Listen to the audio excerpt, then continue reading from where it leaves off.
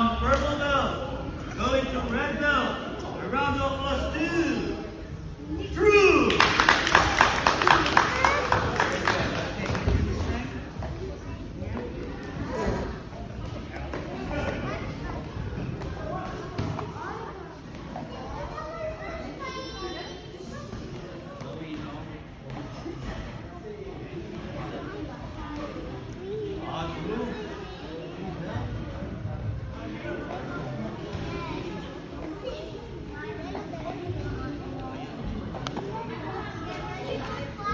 All right, everyone, arms up.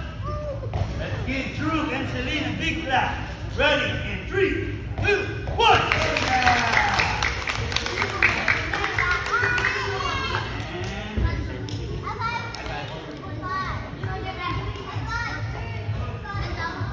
All right.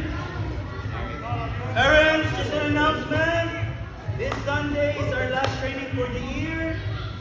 Okay, we will resume our training on the 5th of January.